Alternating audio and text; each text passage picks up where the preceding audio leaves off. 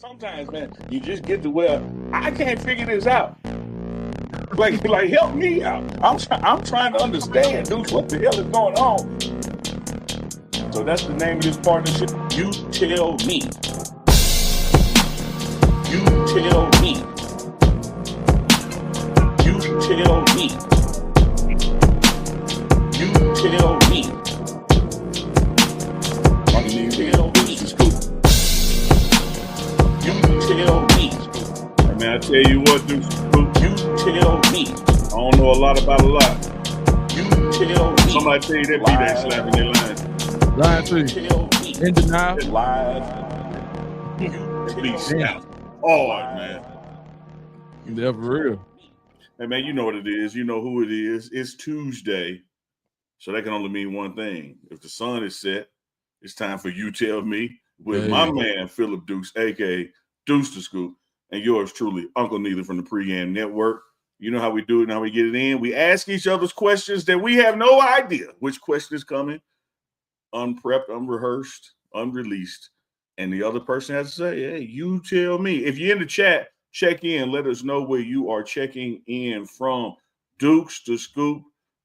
It is football time in America. Spring football is kicking off across the nation. How are you feeling, brother, in the ATL? Man, I'm excited, man.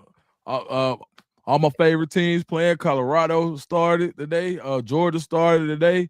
Auburn started next week. It's a beautiful time. I'm excited for the season. 25 season. I think I got big expectations, especially for the Colorado Buffaloes. So I'm excited, man. How about you, Unc? Man, I'm the same way. I love when spring ball comes. But let me say this to you, Dukes. I was about to lie.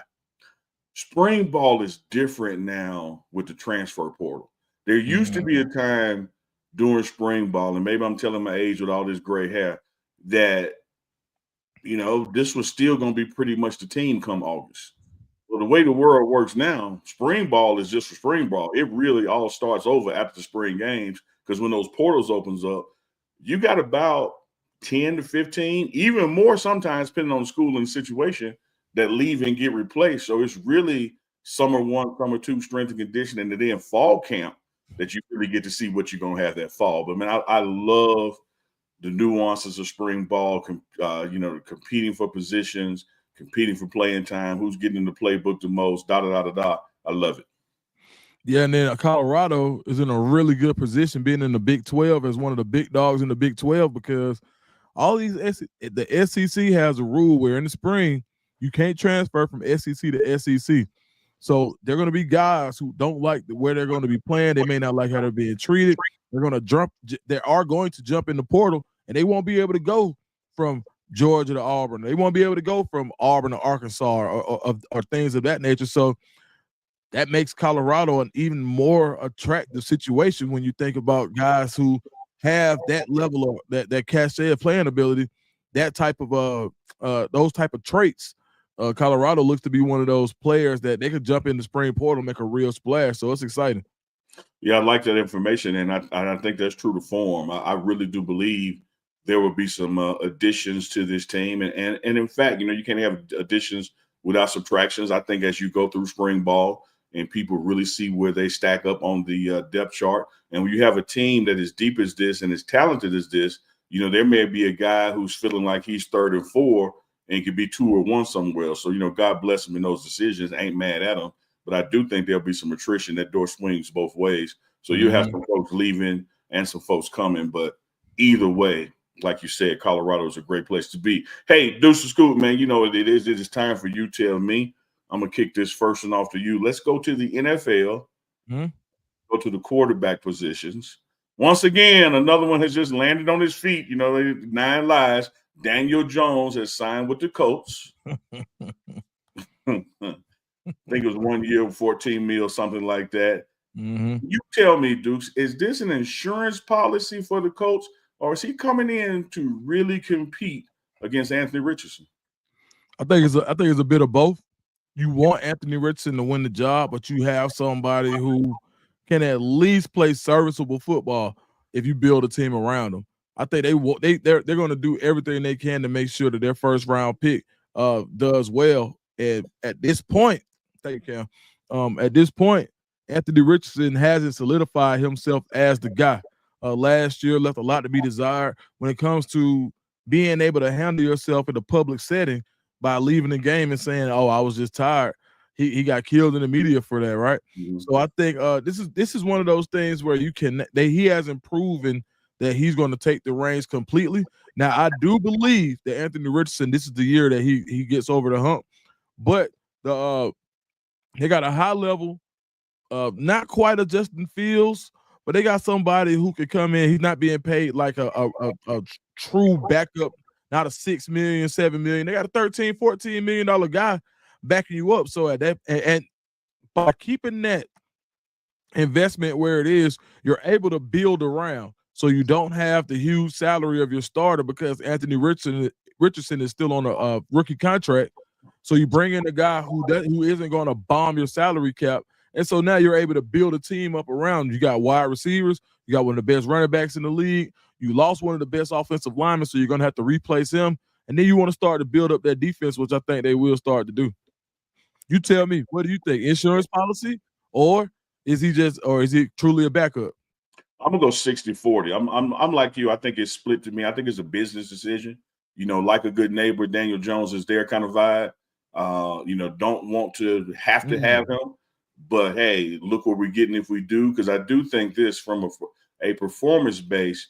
I don't think Anthony Richardson, as much as I'm pulling for him, I don't think he has proven to Colts ownership and management that I am that dude. Y'all don't have to worry about it like maybe 27 other quarterbacks around the league have. And so I think that with that in mind, whether it's some injuries, whether it's some performance issues, whether it's some things you said that you shouldn't have said, there's enough question marks where the ownership says, hey, man, do we really want to just bank on this all the way? And here's what I also think from a coaching standpoint. I think this is healthy for Anthony Richardson because the facts of the matter, Dukes, it's 32 teams in the NFL, and if you want the keys of the franchise at QB1, no real diss to Daniel Jones, but what it is Daniel Jones, if you can't beat him for the job, you ain't the man no way. Come on. Like, it's almost like when a boxer had a layoff for a while and he takes that tune-up fight before he goes out there for the real title match.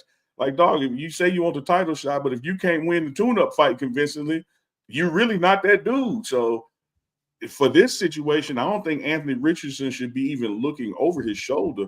I think he should be foot to the gas and just kick ass every day and just prove, like, man, this is insulting. Like, don't play me like that, and then, wipe his sweat, whistle at the graveyard, as we say it, because he should be concerned, because when you have a Daniel Jones on the bench and you're paying him more than you would typically pay a backup quarterback, then you also know the only way I get something out that money is he's in the field. So you're going to look for any excuse to get him on the field. So it's going to be a short leash. But I think when they go through summer camps for the NFL and really get through the preseason, Anthony Richardson, barring injury, really should be able to show and prove that he's better than Daniel Jones and deserves that starting job. So I think it's a mix. I think it's insurance policy. I think it's competition. But I also think it just makes good business sense for the coach to do it, to bring somebody in, because Richardson has not proved above and beyond I am that dude yet. Yeah, I think that's a great answer. So you tell me, where were you today and what impressed you about what you saw today? You just tell me. Well, we had practice one in Colorado. So I was on the upper practice field. And I'm going to tell you what impressed me the most, man, is the communication and relationship dynamic between the O-line staff and the D-line staff, which really led to some good day one ball in the trenches. What I mean by that is you have the coaches who have been communicating about what they expect to get out of these drills and these workouts, and true to form, it translated to the field and to the players. You know how it is, Dukes. A lot of times when the D-line is squaring off against the D-line, just kind of walking through, as your brother-in-law deals, hey, man, don't hit me hard, I won't hit you hard. And then the same thing with some of the offensive linemen that you might be roommates with, like, hey, man, don't do this, don't do that, let's take it easy today. Well, the way these coaches communicated, and because of their expertise, been there, done that at high collegiate level as well as NFL level, they were able to articulate some things amongst themselves to make sure that the drills were set up that we're not just out here wasting our time. We're getting the best out of this. And I think the players really embraced it, man. Let me tell you, sometimes, Dukes, it's really hard to compliment a new person because what people hear is you dissing the old person. And that's not always true. Just because I say I like pizza don't mean I'm hating on chicken. I'm just complimenting the pizza I just had. And so with all due respect to staff members who have moved on, this is no shade toward them. I think the chemistry amongst this group is already at or above the chemistry of the last group. So when I see, the O-line coach and the D-line coach huddled up and strategizing on what to do to get best out of both units, that's something you didn't see a lot of even throughout the summer. And it's already happened on day one. It's really translates. So what I like, man, is the energy from the coaching staff, the communication with the coaching staff, and how that translated to what was actually happening with the players. Man, so I wasn't there, but I did get to check out some of practice on Well-Off Media.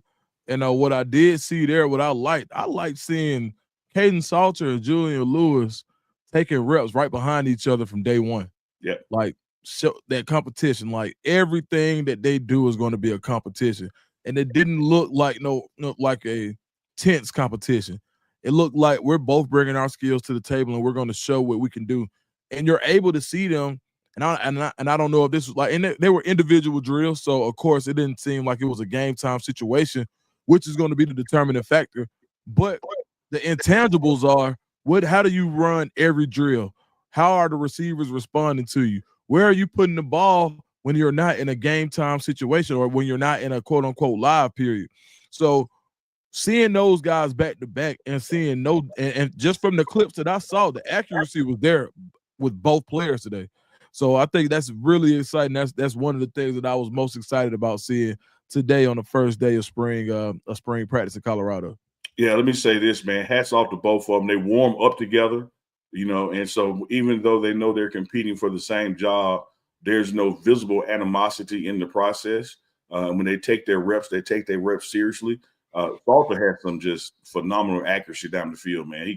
He can really rip that thing and put it right where it's supposed to be. So I like the way he's looking, as the more senior, thereby should be polished guy with his experience. You would expect to see that. And then when you see the true freshman right out of high school, he's not conceding anything. Like he gets his reps and he's like, hey, you can do that. I can do this. You do that. I'm going to one up you here.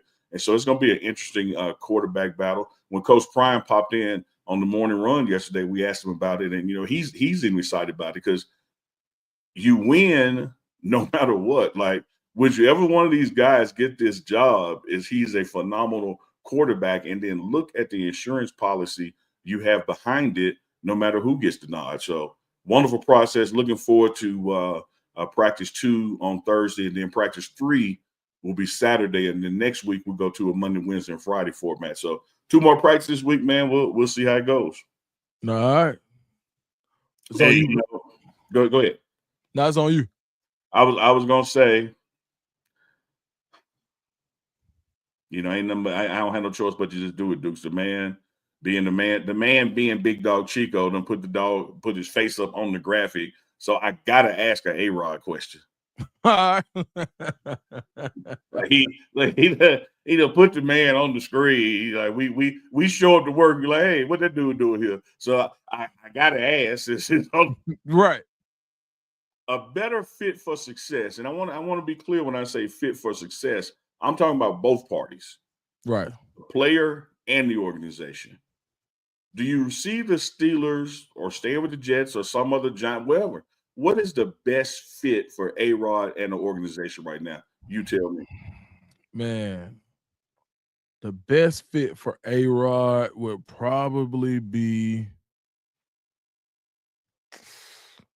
See, I would say the position. Chico in the back bouncing.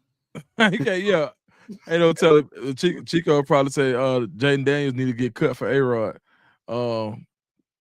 I would probably say so. It would be a team that has a quarterback that hasn't really lived up to expectations. That if the Aaron Rodgers, but does have enough of a structure around that player to where Aaron Rodgers couldn't upset the locker room. So my first thought was possibly somewhere like a Jacksonville where people aren't completely sold on Trevor Lawrence. But for me to go into, I mean, I like this. I would say the Steelers probably right now just because they have an opening, but I just don't know if the way to deal with Aaron Rodgers right now is to say that we need you. He needs to go, like, it needs to be a mutual fit. Whereas, like, because if Aaron Rodgers knows that you need him and the bus don't move without him, he's the type of guy to take it.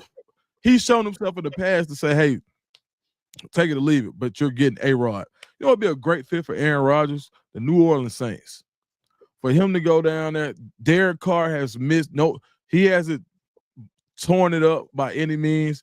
Every year he's missed games. I think that's one of those positions where Aaron Rodgers would be a great fit, where you have a veteran quarterback who's going to have to have some type of who's going to have some type of ethic about himself or ethics about himself, or turpitude is a better word, where he's not going to allow Aaron Rodgers to kind of rock the ship, but he'll also allow Aaron Rodgers to be himself.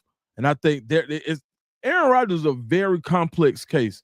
And I think that you have to put him in the right situation. So I think right now, the obvious choice is to say, let Aaron Rodgers go start. But I say, no, man, I think Aaron Rodgers needs to go somewhere where there's another option just as good as him.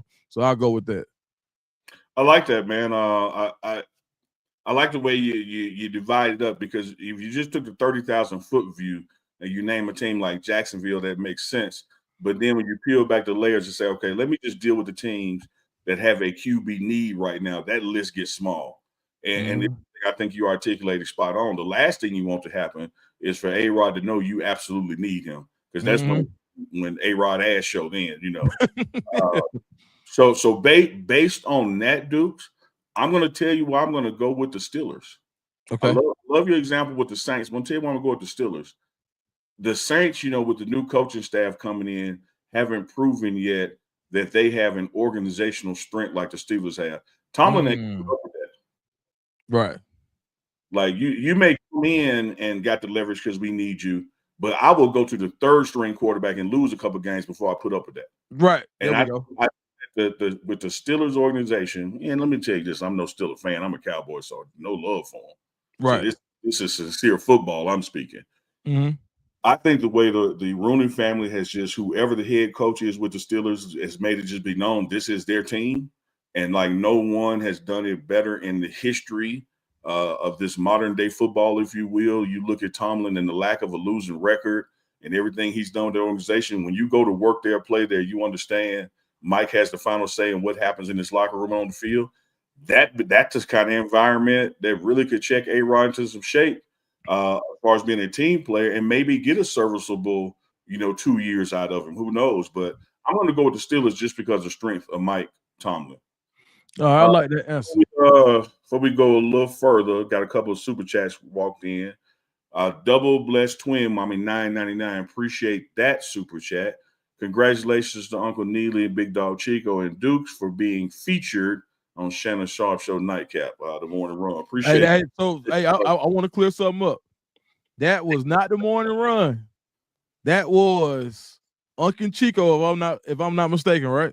Well, it was Wednesdays with Warren, but it's all the same umbrella. So Wednesdays with Warren. We got to make sure we get it's all the same umbrella, but I want to make sure that the Unc gets his flowers, man, because at the end of the day, they watching.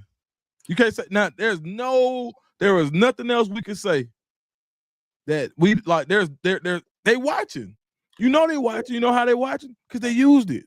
Yeah, I was, as much as I don't want to be like Chico, sometimes I find myself trying to be in the counterpoint. I have no counterpoint to that. I have no pushback. The only way that you could feature us on there is that someone, you or your staff, is watching the show, and that we appreciate. And guess what tomorrow is? Wednesday. So right about this time, 24 hours from now, there'll be another Wednesdays with Warren dropping on the pregame network. Appreciate that love and that $9.99 to doubly, I'll be saying doubly blessed twin mommy. $5 super chat from the great Reverend BJ Nelson. Oh, now You tell me what y'all thought when y'all saw that video. LOL. I'm tickled right now. Real. Let me tell you something, dog. When I had seen it, I done watched it 15 times, man. Like it matter of fact, we're gonna play it on the morning run tomorrow. Play it in its full context on the morning run tomorrow morning.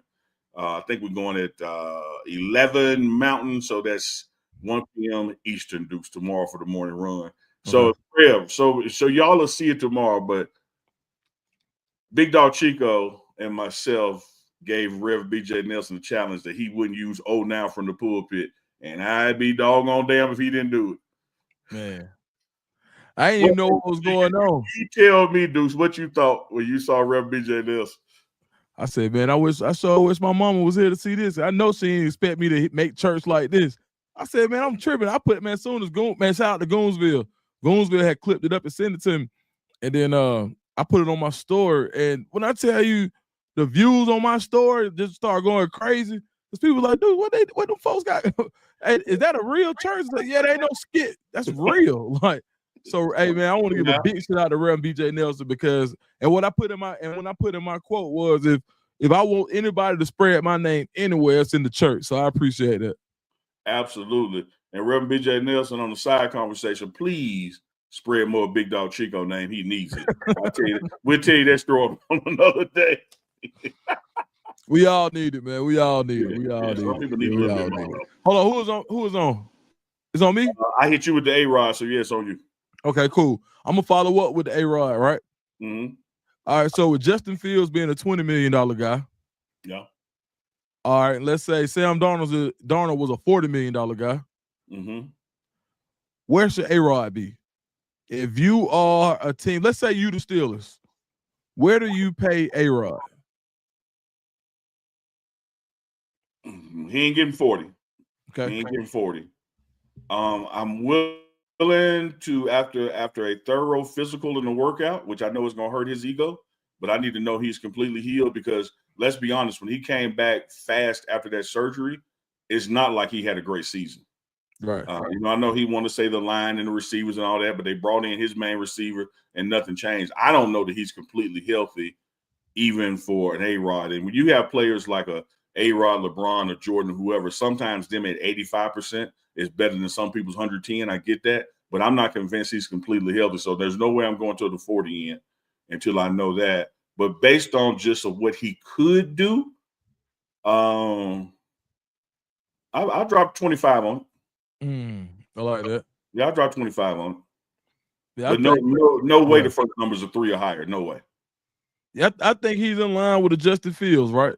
I think that's fair. Even based on $25 million at a quarterback position ain't gonna kill you today. So to follow up on my side of it, I would probably go just to make a statement would be to kind of go, maybe let's go 20 million and maybe and do maybe 10 in incentives and say, okay, we go to the playoffs, you play 75% of the snaps, here goes your $10 million, and I think if you can get A-Rod to play that, or matter of fact, I'd take it even further, win a playoff game, you got another 10 million. Then it's worth it, right? Absolutely. Yeah, man. So let me meet you halfway. Okay. I'm gonna take off my 25 million and go to 20. Okay. But I'll go up to 30 if you check all those boxes. Yeah. Okay. Boom. Yep. I like that. Yeah. We're in the all those boxes. I'll put another 10 in. Yeah, makes sense. You ain't getting a quarter over 20 just to come up here and go on the Pat McAfee show. That's no diss to Pat McAfee. I love what they're doing, their concept over there. But you get what I'm saying. Like we gotta win some games, brother. Like we can't just still be A-Rod and out here doing our thing. Like it got to happen in the building. And I'll take that first number from a 2 to a 3. I like that. Yeah. Particularly that playoff victory. No, for sure. Because the Steelers ain't had one in a while. I know if people look at the success of the franchise because of longevity of the head coach, no doubt first ballot Hall of Famer, and they look at the success of the head coach as far as not having any losing seasons. But the truth is, they ain't been over a hump than like the Cowboys have. So when it comes to a playoff win, and man, A-Rod could go there and get them a playoff win. Hell yeah, that's worth $30 million. Yeah, absolutely. Agreed. All right, man. I got right. it's like NFL Central tonight because I got another one for you. Okay. It takes a lot, not a lot, man. I ain't even a lot of y'all. It takes everybody on the team to win a championship. Like I don't care if you're Chef Carl Solomon, I don't care if you're all the way up to Deion Sanders, everything in between. Everything in the organization has to be hitting to win a championship. The Eagles did just that. They won a championship. But they have also been unloading a lot of what I think is valuable team chemistry. You tell me, Dukes, are they unloading too much to be a favorite to repeat? Or are they still the man until you beat the man? I think I'm gonna go with still the man till they beat the man. And reason being is because of some of the positions that they've let go, they have guys there. So when you look at Milton Williams, who was a huge part of what they did, he was a surplus guy because you still have Jalen Carter and Jordan Davis. When you look at Josh Sweat, you still have Nolan Smith. When you look at the corner, when you look at Darius Slay being let go, you still have Cooper DeJean and Quinyon Mitchell. So when I'm looking at, and I think the only position where you don't just have a guy who can kind of fit that role would probably be safety with CGJ. But that's a draftable position when you have a great defensive line. So and they've shown in recent years that that's what we're going to do. And they let Bradbury go too. So they let both of their veteran corners go. But now you got probably the best. Now that DJ Reed is with the Lions, I think this is probably the best cornerback duo in the league. If top three for sure. I can't think of three better cornerback duos than DeJean and Mitchell, especially after last year's stats. So I think that they reloaded based on how they've drafted. The Eagles have to have, if they have an award for drafting, the Eagles have to be somewhere near the top in the league. They've nailed it year after year. And that goes to show you the importance of the NFL draft, because you miss on the first round pick, you're gonna pay for it for years to come. And they've been and literally in the past 8 years, the only time I can say they really missed may have been Jalen Reagor when they didn't, like, imagine if they would have drafted Justin Jefferson instead of Reagor at that time out of TCU. That would have just been cheating. But outside of that, the other part of that is when you draft well in late rounds, you get more bang for your buck because they count less towards the salary cap. Absolutely. And you're able to bring in more veterans. So that's how you can bring in a guy like Mekhi Becton last year on a contract like he had, another former first round pick. So I would say, although they did lose a lot, I still think that they didn't lose enough to take them out of the driver's seats in the NFC East or the NFC conference as a whole. What about you, Man, I wish I had like some Listerine or something, because I'm gonna need to wash my mouth out after I say this. As a diehard Dallas Cowboy fan who sits in the NFC East with the Eagles, and I have to look and just readily admit as I look in the mirror or then look to the left and right at the team surrounding me, that I am not currently built to be as good as the Washington Commanders or the Philadelphia Eagles. That when I see what the Eagles did in the Super Bowl, in the NFL championship game, and the convincing way they won, that even if they are unloading too many pieces, they got space to unload some pieces, because that was belt to ass. Yeah. Then when I look at, because I think your last point was just beautifully stated. People, and I'm not going to say draft, I'm going to take it back a step. The Eagles and historically the Patriots scouting departments do not get enough attaboys. The way that they can go out there and find talent and kind of massage and solidify, no pun intended, massage with Robert Kraft, but when they kind of massage the draft process and get who they want when they want them and get them for cheaper than other people are getting other players and pieces, and then it 9 out of 10 times works when everybody else is probably 3 out of 10 times their draft picks are working. You not only become a perennial winner, you're winning for cheap. You're winning like the Seattle Seahawks did when they won on Russell Wilson's rookie contract. And so now you got some overpaid defensive guys. And what blew up there is that when it came time to play the quarterback, you had to let so many other people go to pay his job, that then it unraveled. The Eagles haven't reached that saturation point yet, because they got quality guys that are really on low dollar contracts. And so you can put some more money in Barkley's pocket. You can put some more money in Jalen Hurts' pocket, and you can still have a team capable of winning the NFC. We will see how capable they remain in beating the AFC. But right now, even what they've been unloading in free agency, to me, they still top of the pile in the NFC. Agreed. Super chat. Let me get to before we bounce again. Yep, we appreciate that, Chico. Reign Supreme with the $9.99 super chat. Appreciate that love. Who in the NFL has tremendous potential, but a subpar supporting cast?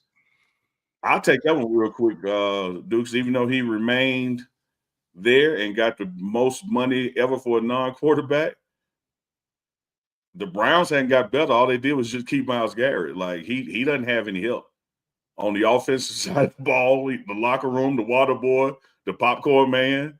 God bless him and his $40 million a year. I mean, I love it for him. Shout out to Agent Nicole Lynn, like the great job getting that deal done. But when you tell me who is tremendous but doesn't have help, I gotta go Myles Garrett. Man, that's a I wasn't even thinking defense. You said something there. You're right. I'm gonna go offense, and I think that this guy has a ton of potential, but what's going on in the backfield, the quarterback position is kind of hurting him. And then we saw the defense take a step back, and that's gonna be Jonathan Taylor. We saw how good Jonathan Taylor was 2 years ago.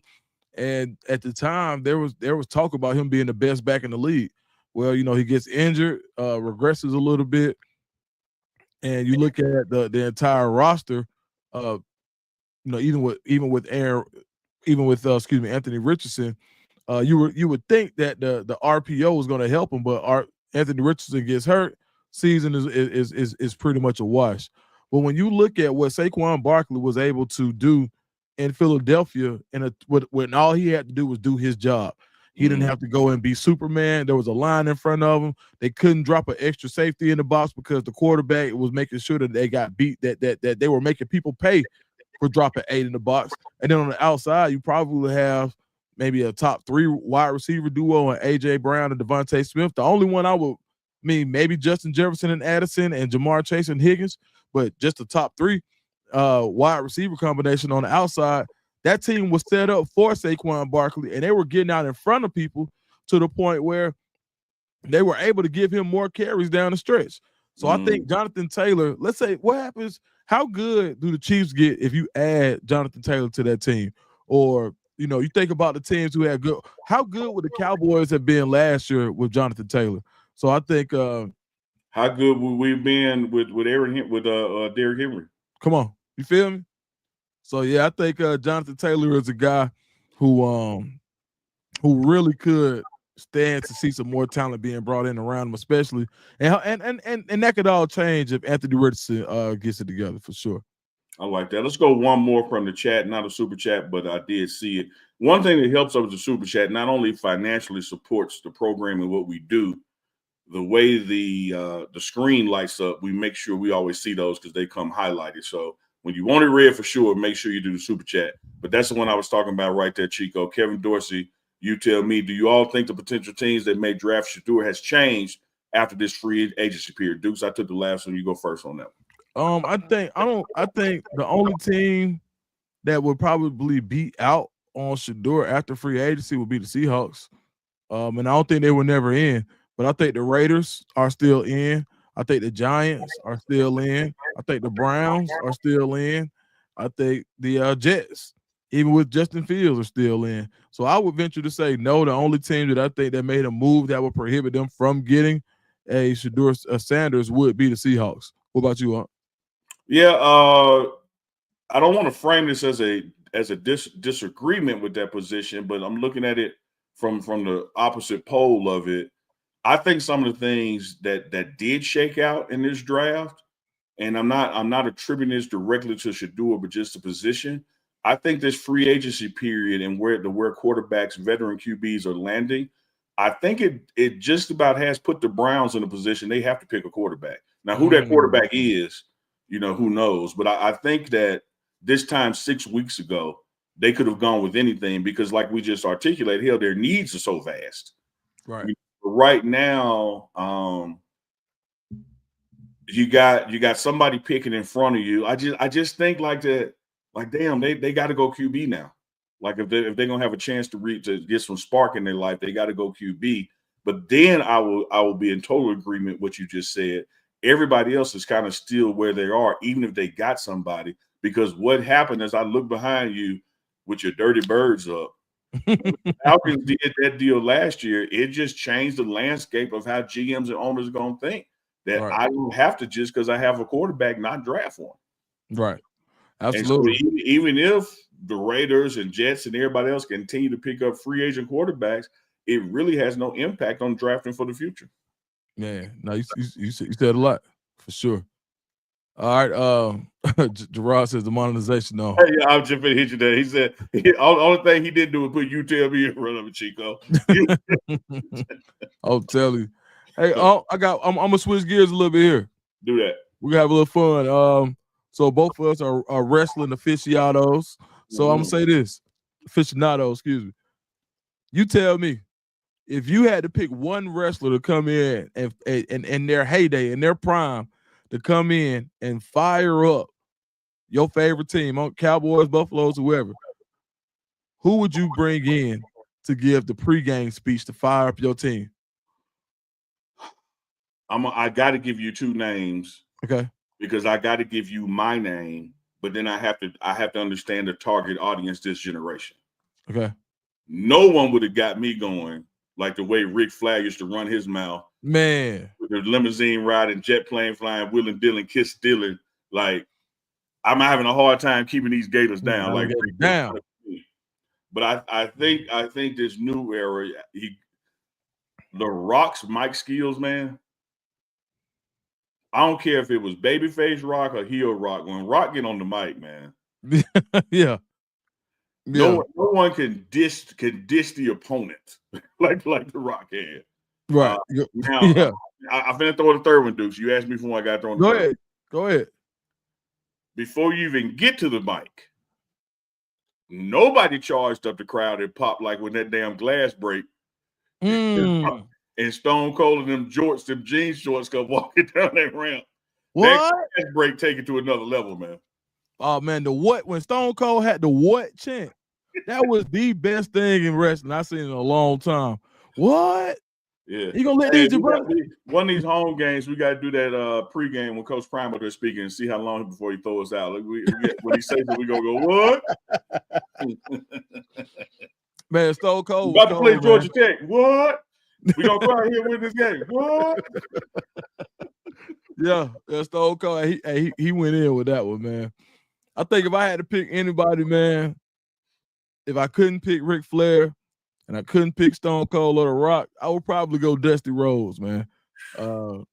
Dusty Rhodes was, excuse me, I don't mean no offense to anybody, but man, he had to be the blackest Caucasian I've ever seen in my life. Hey man, based on my conversation with Chico, that he blacker than Chico. Man. I told him I was gonna get him. Yeah, you told him you're gonna get Chico, you gotta get him, dog. You get him back. Get him back, Chico. Get him, Chico. But nah, man. Dusty Rhodes had so much flavor, man. And you know, growing up, especially growing up in the 80s, for the time when I first started watching wrestling in the mid 80s, I couldn't tell what we was taught. You know, the kids believe in the heels. I didn't become a Ric Flair fan until I got older, and then I became a super fan after I saw what he was representing. But when I'm 6 and 5, I wasn't studying that. I want to see the guy who's making the crowd happy. And Dusty Rhodes was one of the best at it. So I'm gonna go Dusty Rhodes as second. My second pick would probably be Booker T. Booker T. I love it. Booker T would be crazy. Yeah, hey, Jade, I said hard time. First of all, I had a super chat get by me, and I think you know him. Their last name Dukes dropped 1999 on us. They said, "What up, fam?" What up, Regina Dukes? All right, Regina Dukes, 1999. What up? We appreciate the love. Yeah, checking in. I'm gonna flip your question on you. All right. You said to fire up the team, right? Mm-hmm. Dukes is in the ring being double teamed, Pauls, by his arch rivals. Right. Who do you want to come run down that ramp and slide under that bottom rope and save your ass? You tell me. Okay. So I'm gonna pick two. One, Bill Goldberg. Bill Goldberg. Man, all I want to hear is that. Man, Goldberg. Because first of all, the Mystique gonna beat you before the man does. What did he go 1-on-1-0? And now, and I'm gonna say Goldberg too, because now with all these wrestling podcasts, everybody's trying to come out and say, oh man, Goldberg wasn't a great technical wrestler and all of this stuff. Like, man, Goldberg had it on Smash when he came out. Now they just getting the hating, man. So first of all, anybody who was able to do that, when you flip off the back of your neck, and that man was 260 pounds hitting back flips and all of that. So, and then that spear was he was so quick. And literally today, I saw him beat the guy that I'm gonna say next at 86 seconds when he came to WWE. I think it was supposed to be one of his last matches. He beat Brock Lesnar. Brock Lesnar. The second we got to give me Brock, man. When Brock came out with that F5, now it's got to be 2004 Brock. Yeah. But Brock Lesnar, when he was still man, my one of my best friends, Spencer Johnson, Chico know him too. They played together in high school. My dog Spence played years, played at Auburn, played for the Vikings.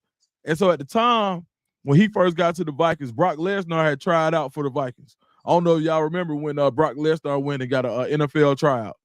And he said, man, he didn't have no technique. But he said from the day he stepped in that building, that was the strongest dude on the entire team. Now, we're talking about the Vikings early in early 2000. They had some real guys. Yeah. So I would say just from that story, they said technique-wise, he didn't have it. When it just came to just straight grabbing somebody and throwing them, they said he was throwing people like rag dolls. He just could never figure out the technique. So based on the mystique that came along with him wrestling-wise and the UFC background, plus having one of the most devastating finishers, like two of them, the F5 was crazy, right? Yeah. And then when he came with the Brock lock, that was too hard. So give me Brock Lesnar and Goldberg. Who you got? Man, I'm gonna be like Chico and try to disagree because you named some good ones. I would totally want those guys to come down and rescue me, but I'm gonna take a little different spin on it. If I'm getting my ass whooped, what's the first thing I want? I want the ass whooped to stop. Oh, okay. I want to stop. I want the ass whooped to stop. So now I got to look at, okay, who could make an ass whooping stop without even coming all the way down the ramp? Vince McMahon. Give me Vinnie Mac the boss. Because with that no chance music come on, he's talking about like everything gonna stop. And then give me some fire out the turnbuckles and Kane just appear in the ring with me when the fire come up. Because everything will stop then too. Yeah. It don't matter how long it takes them to walk down there, everything stops. When that arena go dark and that fire light up the arena, or when Vinnie Mac the boss come down, it stops. Yeah. No, that's hard, man. Hey, look, Eric C. Wright said, dude, I can't let you pronounce Brock's name like that. It's Brock Lesnar. I would refuse. I'm not gonna say it Lesnar. That's Brock Lesnar. And I know I'm wrong. But I go to Targets, I go to Kroger's. And everything. Yeah. And I've never been to Mandarin Express, but I've been to Mandarin Express, and I'm sorry. So hey. ATL. I will never say hey, sorry, bro. Oh now. Oh now. I love it. I know I put on S on stuff, ain't got no S on it. I go to IHOP. Yeah. Man, ain't a yes and nowhere in sight. All right, I'm finna stir up some mess there. I'm finna stir it up. So that's why I'm pausing. I'm finna tell you, half your mind be saying don't stir it up, and another half be saying no, go ahead, do it. Yeah, I'm gonna do it. I'm just pausing. Do it. Woo! We had the morning run. Yeah, and Deion Sanders, head coach, Colorado football, Coach Prime, at the end of the show, joined us. Mm-hmm. Had some quick topics, but his final topic is the one I wanted you to tell me on. Coach Prime said before he walked off on the Morning Run Live, tell these folks start playing with me and get my money. Was that for play? I was shots fired. You tell me. Yeah, hey, you ever heard when they say start believing people when there's a little bit of truth in that joke? When people get to saying, "Oh yeah, I like your little business." Yeah. What like, yeah, they joking. I see you got your little business, but at the same time, they wishing it was little because they don't want to see you shine. Yeah. There's always a little truth in that joke. They say, man, you know, when people get to joking, you hear a little something in it. Now, Coach Prime ain't been one to mince words at all, but at the same time, he's like, all right, look, I'm gonna be cool, but he let it be known, like, hey, man, where's my money, man? Stop playing. It's time. Yeah. Now, I done, you know, I held it down the whole time when I could have really just ran it up again, you know, when the NFL coaching cycle was going on, and I could have started throwing my name out there. He knows everybody from NFL Network. Yeah. All he got to do is say, man, you know what? I'm interested in this job. And that's 1,000% news. But he didn't do that. That's all he got to do. Is say, I'm interested. He could, every job that was open, he could have said he had interest in. Every GM job that came open, he could have said he had interest in. And every Power 4 job that came open, he could have said he had interest in. And he could have got word to the powers that be coming off a 9-4 season with a bowl game, right? 2 years removed from a 1-11, and he would have got the attention of anybody in the football world, college or pro. Not sure anybody else could have done that. Yeah. But he didn't. So now it's like, look, now I did my part. Come on with the bag. Stop playing. And so, yeah, I think it was some truth in that joke.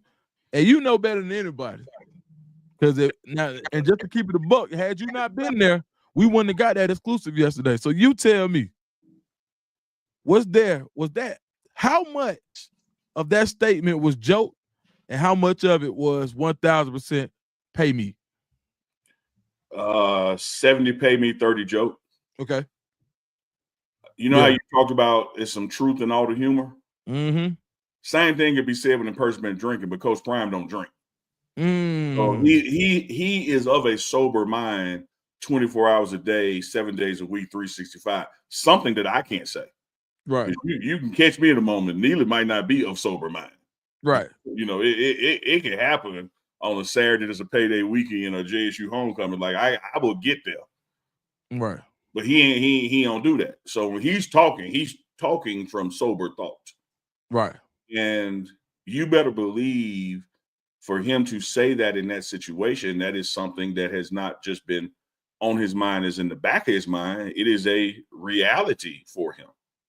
Mm-hmm. And so I don't think it was shots fired like in a negative way, but shots fired in like hey, don't just because I'm doing all the things Duke said, you know, I'm not out here aggressively trying to leave. That don't mean slow down my bag. Like let's keep talking. And so I think it was real. And I also think when he said bye-bye, that was his way of saying not bye-bye to the school. That was his way of saying, no, I'm not going to talk about it. So Dukes, Chico, don't try to ask nothing. Like I said what I said, and I'm walking. So don't try to get no follow-up question. Don't try to say, hey man, you meant that. Y'all hear me? I'm gone. And I ain't gonna say it no more. It was that kind of thing, 1,000% truth, I thought. But I will tell you this, and I say this as an analyst, and I will never, for the sake of, you know, some report or some journalistic integrity, try to say or distance myself that Deion Sanders, Coach Prime, is not also my friend and also my brother. And so from an analyst standpoint or even my brother's standpoint, at this point, Dukes, y'all can slow down. Don't bring it. I'm gonna bet on this new and improved staff. I'm gonna bet on these players, and we're gonna have an even better record at the end of next season and midway this season. And with all these other coaches signing for what they signing for, you could have got me for much lesser had we done it earlier. But now, somewhere between October of this year and say March of next year, it's gonna have a tax on it now. Because I'm gonna be working this time next year than I am this year. You can equate it to, again, my beloved Cowboys. Yeah. The cost to keep Michael Parsons went up after Myles Garrett signed. Yeah. Like Jerry could have saved 5, 7, 8 million doing the deal last year. Now that Myles Garrett done got that, Micah got leverage now. And so it's the same thing in college coaching. When you see all these other coaches who do not increase your enrollment, who do not increase your merchandise sales, who do not increase your earned media, all the things that Coach Prime brings to the table, and winning 9 games and getting the bowl game. And you see other people getting bumped up to that 10, 11, 12 million a year, 5-year deals. Now the strength is actually like, no, wait. Yeah. Wait. No, you know, it's funny how you were able to break down what he was saying, even with the bye-bye. There's like a code. There's like something, and it's funny because in our community, in our culture, there's a way to say things without saying them. So nobody could ever say that he was trying to strong arm. Nobody could ever say, he let it be known in a very respectful way, and Coach Prime knew he was being recorded. Coach Prime knew what was going on. He knew that was a live show. He knew that was a live show. Yeah. So I really think that there's a way the communication in our culture is golden. So and I'll go a step further just on relationship capital. He not only knew it was a live show, he knew who the hosts of these shows are.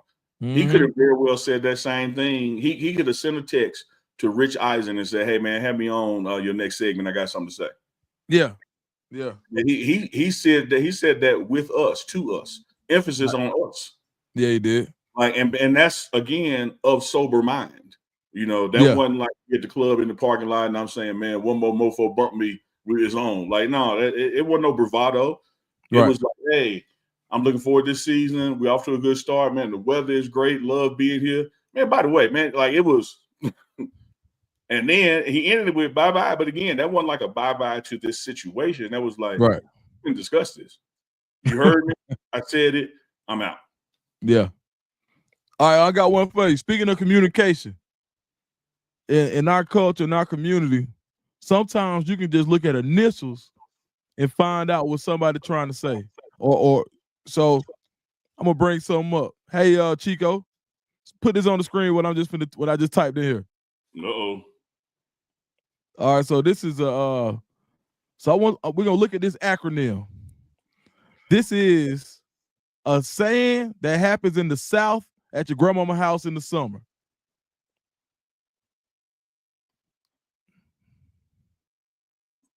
Hold on. Yeah. This is a saying that happens at your grandma's house in the summer in the South. It's the oldest throwing me off. I got to your damn ass down and let my ass out. Like I'm working on it. I'm working on it. Shit. Oh. I'm gonna give you the first one. Okay. Stop.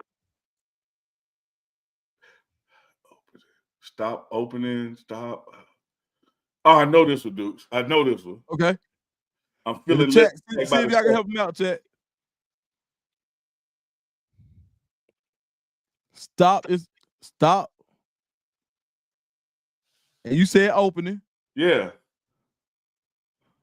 Okay, Miss Dawn Duncan said stop opening and closing. Oh, there it is. Okay, yeah. I'll put it back up. That Chico. Yeah. And close. Yeah. It was the opening and closing. The repeated going in and out, letting my damn out. Yeah. Yeah, that damn door and letting all that yeah. I got you. Hey man, look, why Granny always like the air conditioner was finished? She really was like, hey man, you let the AC out. Like we was really trying to air condition the whole neighborhood. Like Granny don't work like that. We can't air condition in the world. Scientifically, it really does not. Yeah. Just like scientifically, having your TV on or being on the telephone don't make lightning strike your house. But I'm gonna tell you one thing, man, you're gonna get off that damn phone and be quiet while the Lord doing his work. Man, what you talking about? Yeah. Hold up. What? Okay. You tell me, favorite hood/country/culture myth growing up. Oh, being on the phone when it's lightning because lightning to hit the pole and come through the phone. Man, lightning to hit the phone. Man, I got a story about that. I don't know if Regina and Damon still here. My cousin Dame was in here too. But you know, I was talking about my sister Cheryl was bad. Yeah. I promise. And I think I told this on my live. They said I would be snitching, but man, every time my mama would say something like that, it'll happen. So my mom used to be like, man, turn the TV off in the storm because it'll strike the TV. Man, look, I don't know scientifically how it happened, but it was storming one day. Yeah. My sister said we're gonna play Jeopardy anyway on Nintendo. I don't know why, but she decided to do it. Man, lightning struck, that TV went out. It was one of them heavy bottom, what you call it, the base, the the big tube in the back that sit on the floor model TVs. Yeah, man. And well, you want to talk about somebody that who you want to come through the ring when you in trouble. Linda Dukes, when she found out about that TV, well, she hit that door like Stone Cold. The glass might have broke. Where's Cheryl? Already knew. Hey, because look, speaking of, I'm gonna tell you something else. Sleep on getting approached. Nobody walked through that ring doing their head shake like D'Lo Brown now. When D'Lo got to man, came in like D'Lo. Man, look, at the girls club, her uncle did get electrocuted. Okay, girls club. I'm with Ella and Nisa. We couldn't move or talk either at my grandma. Now my mama house like shit. You believe that? But now you down there in McGee, Mississippi, Simpson County, my grandma's house. Yeah. You had to sit still. You had to be quiet because she said noise attract lightning. Right. Like you couldn't talk if it was storming.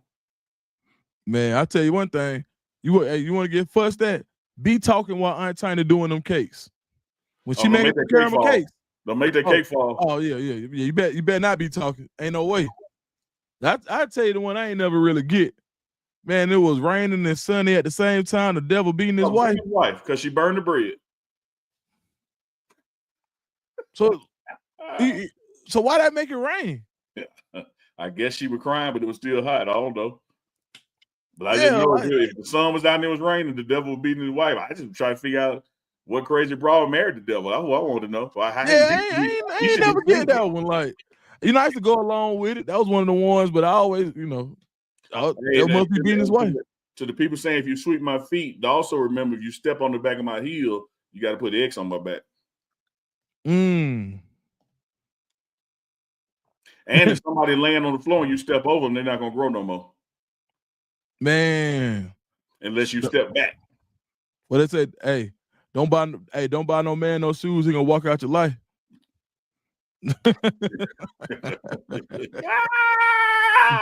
Hey man, speaking of walking out of life, I got one more for you. All right, we get to the top of the hour. We done talked about the Eagles and Daniel Jones and all that, but we left somebody out, dog. Who that? Man, you tell me, are the 49ers tanking already? Man, look. They just saying we ain't gonna have no team in 2025? Like, what the hell? Man, 49ers say, you know what? We're gonna take the hit this year, and we're gonna sign everybody next year. We're gonna sign Brock Purdy this year, take the hit, and then we're gonna load up for we're gonna draft well, and we're gonna load up for next year.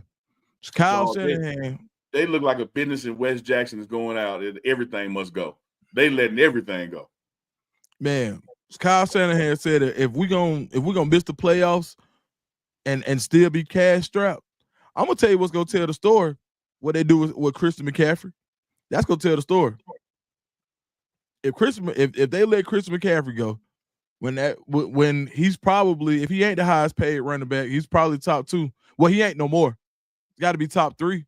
So if they let C-Mac go, that's gonna tell the story. But one thing I know about Kyle Shanahan. He believes in that offense so much that he feels like he could do it with anybody. Yeah. As long as he has a trigger man. Yeah, I believe that the confidence or arrogance, it's confidence for him is arrogance for Shador. I believe it's that high. That he believes that. Like, it's almost like the Patriot way. Like, it doesn't matter to Bill Belichick what he got. He can it's a system. It's his system, not the player. So I believe it's some of that going on. But back to who asked about having the potential, but I mean the being a superstar but no supporting cast. If that can happen before the Niners, you can put McCaffrey in that box. He ain't gonna happen. Like, and he's gonna end up getting hurt again, God forbid, but because he's gonna be doing too much of the work. Yeah, he didn't look like himself until that last game that he played. He got soon as he started looking like himself again, he got hurt. Yep. Yeah, man. Yeah. Hey, I just hit you with one, but we're at the top of the hour, and I got to hit you with another one before we get out of here because we didn't do any NBA. And you know what it is, Deuce, man. When we get after All-Star, we get into truly spring. It's the month of March. March Madness stats starting up.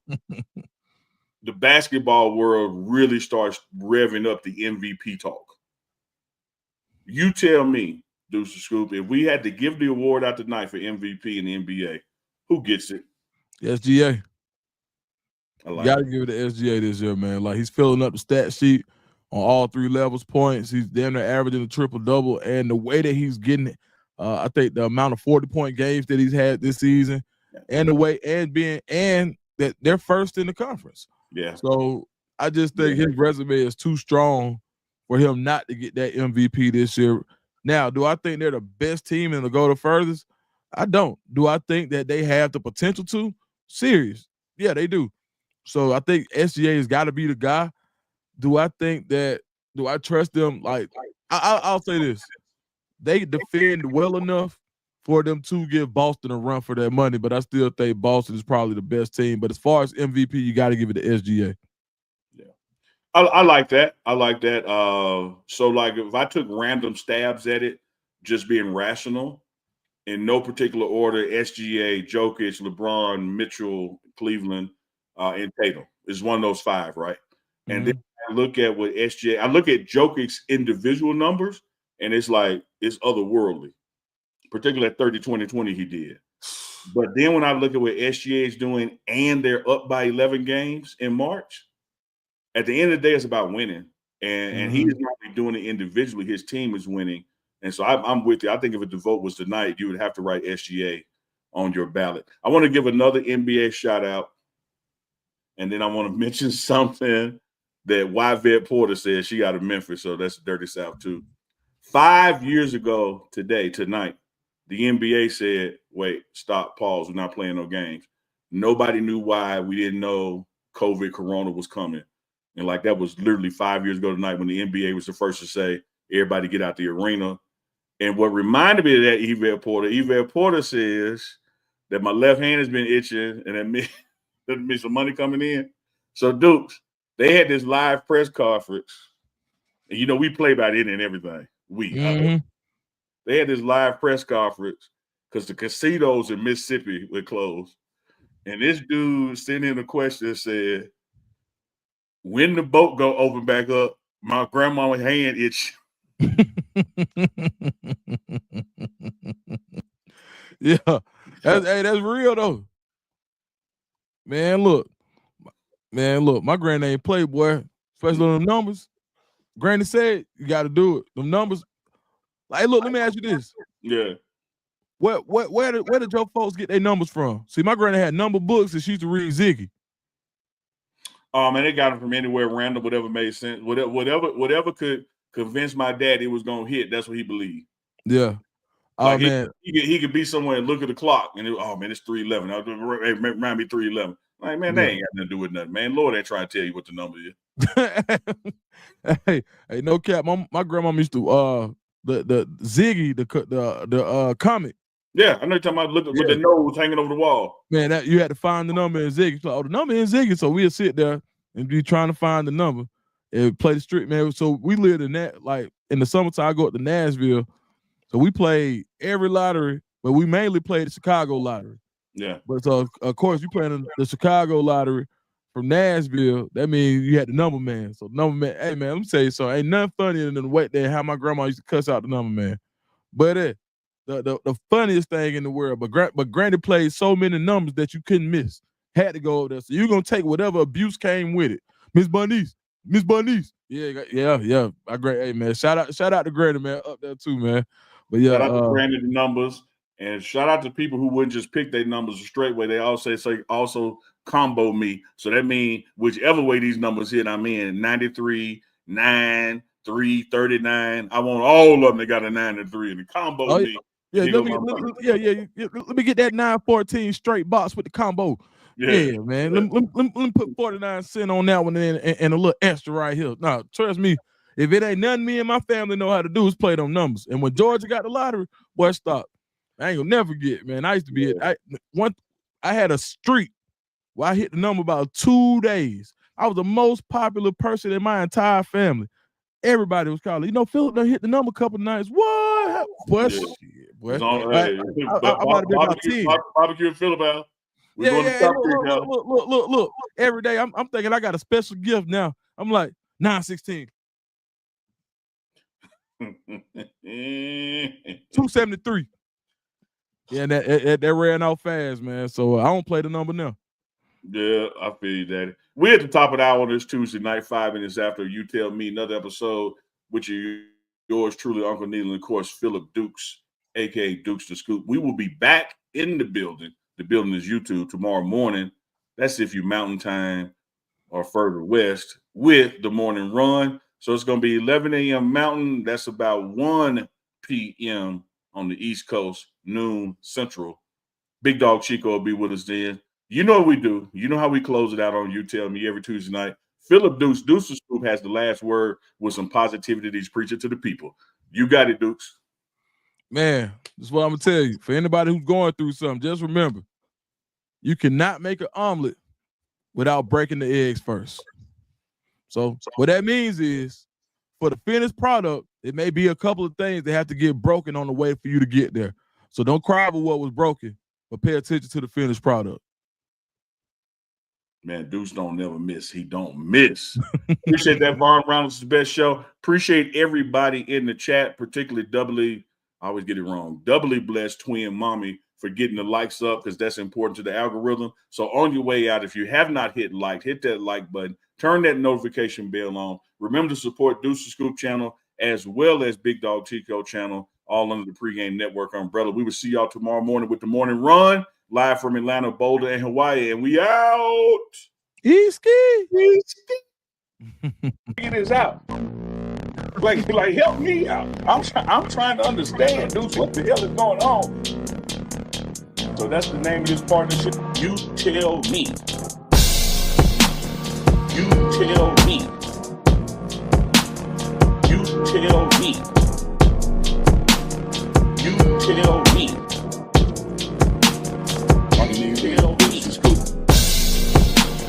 You tell me. You tell me. You tell me. Live. You tell me. Live. You tell me. Live. You tell me. Live.